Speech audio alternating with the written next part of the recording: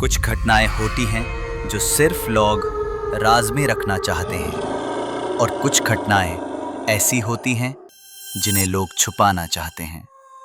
आज की कहानी ऐसी ही एक हकीकत पर आधारित है, इफ्तिखार और उसके जिन्न को बुलाने का शौक की घटना। ये कोई फिल्म नहीं, कोई कल्पना नहीं, ये कहानी है एक 16 साल के लड़के की जो दोस्तों की जगह एक जिन्न को अपना दोस्त बनाना चाहता था। इफ्तिखार एक आम लड़का नहीं था।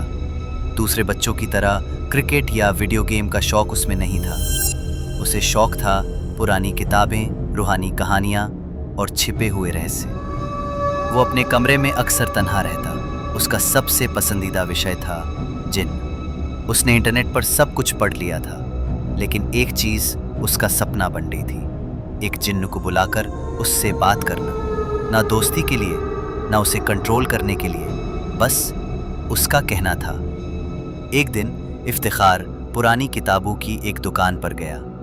वहाँ एक किताब थी, धुंधली, सड़ी हुई, और उस पर लिखा था रब्ते जिन्न, एक रूहानी माध्यम। उसने वो किताब खरीद ली। उसमें लिखा था एक पुराना अमल जिसे सिर्फ मजबूत नीयत वाले ही कर सकते हैं। रात के 3 बजे एक अकेली जगह पर एक हिसार बनाना था और पढ़ाई के जरिए जिन्न को बुलाना था।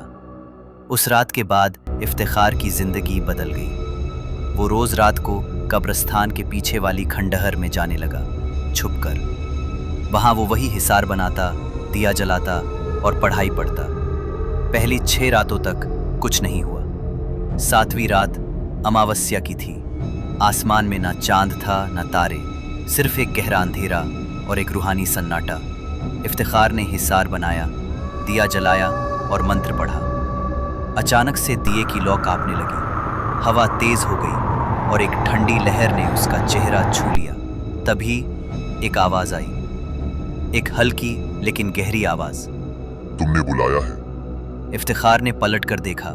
पीछे कोई नहीं था, लेकिन हवा उसके कान के पास कुछ कह रही थी। तुम मुझे चाहते हो? मैं आ गया हूँ। वो कोई रूप नहीं था, सिर्फ एक साया, काला, धुंधला और हवा में घुला हुआ। वो साया इफ्तिखार के सामने आया और बोला, दोस्ती चाहता है या हुक्म देना चाहता है? इफ्तिखार ने डर के बावजूद कहा, मैं सिर्फ तुम्हारा वजूद महसूस करना चाहता। अगले ही पल हवा रुक गई, दिया बुझ गया और इफ्तिखार बेहोश हो गया। जब इफ्तिखार उठा, सुबह हो चुकी थी, लेकिन उसका चेहरा पीला पड़ चुका था। आंखें लाल और हाथ कांप रहे थे। उस दिन के बाद सब कुछ बदल गया। वो अक्सर अकेले बात करता। उसके आसपास चीजें हिलने लगती। उसके घर के बल्ब झपकने लगे और एक दिन उसकी माँ ने सुना इफ्तिखार अपने कमरे में किसी से कह रहा था, मुझे और ताकत चाहिए और करो मेरे लिए। एक शाम इफ्तिखार ने अपने कमरे का दरवाजा बंद किया और 3 घंटे बाद जब माँ ने दरवाजा खोला तो दीवार पर एक काला निशान था और इफ्तिखार छत की तरफ देख रहा था। उसकी आंखें काली, बिना पुतलियों के, और उसकी आवाज कोई और बोल रहा था, इफ्तिखार यहाँ नहीं है, अब मैं हूं। गांव के मौलवी को बुलाया गया।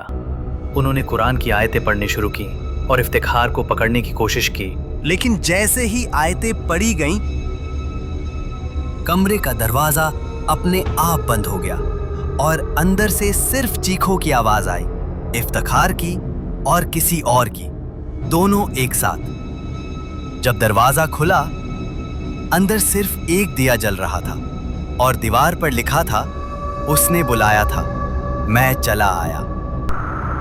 इफ्तिखार कभी नहीं मिला, बस उसका एक कुर्ता और जलता हुआ दिया मिला। कहते हैं, अगर कोई दोस्ती के लिए जिन्न को बुलाता है तो उसे सिर्फ एक दोस्त नहीं, एक साया मिलता है जो कभी साथ नहीं छोड़ता। अगर आप भी कभी किसी किताब, किसी रीत या किसी रूहानी प्रयोग में रुचि लें तो एक बार सोच लेना, कहीं आप भी इफ्तिखार की तरह कुछ ऐसा ना खोल दें जो कभी बंद ना हो। घटना के 18 दिन बाद एक दूर दराज के पहाड़ी गांव में एक अजनबी देखा गया। उम्र वही 16-17 साल, चुपचाप चलता हुआ।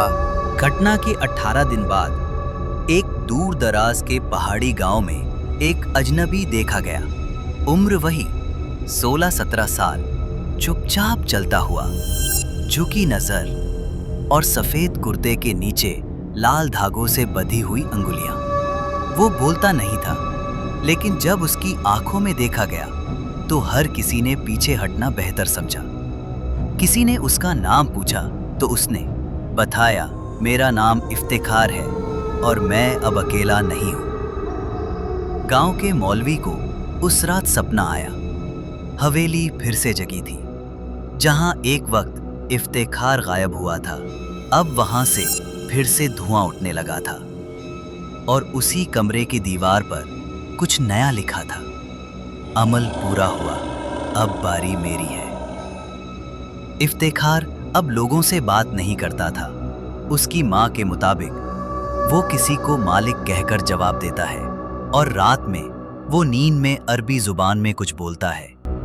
एक रात इफ्तिखार फिर से उसी खंडहर में गया। इस बार उसके साथ एक और लड़का था, उसका चचेरा भाई सलमान। सलमान ने मस्ती में पूछा, वो जिन वाली कहानी सच्ची थी क्या? इफ्तिखार ने धीरे से उसकी ओर देखा और बोला, सच्ची नहीं, अधूरी थी। आज मैं तुम्हें मिलवाता हूं उससे जिसने मुझे चुना। उस रात हवेली से फिर चीखें आई, लेकिन इस बार इफ्तिखार नहीं, सलमान गायब था और दीवार पर लिखा था, एक और रिश्ता जुड़ गया। इफ्तिखार अब सिर्फ एक इंसान नहीं था, वो एक जरिया बन चुका था, एक माध्यम औरों को जोड़ने का। जिस इफ्तिखार ने कभी एक जिन से दोस्ती मांगी थी, अब वो खुद उनका दूत बन गया है। जो कभी वजूद का सबूत चाहता था, अब वो वजूद फैलाता है। कहते हैं अब वो गांव-गांव जाता है, लोगों को पुरानी किताबें देता है और कहता है, तुम भी कर सकते हो, बस नीयत मजबूत होनी चाहिए। अगर कभी किसी ने आपको कोई पुरानी किताब दी हो या कोई रीत बताई हो, तो एक बार जरूर पूछना, तुमने ये कहां से सीखी? क्योंकि अगर जवाब इफ्तिखार है तो समझ लो अब तुम्हारे पास वक्त बहुत कम बचा है। शुभ रात्रि या शायद डरावनी।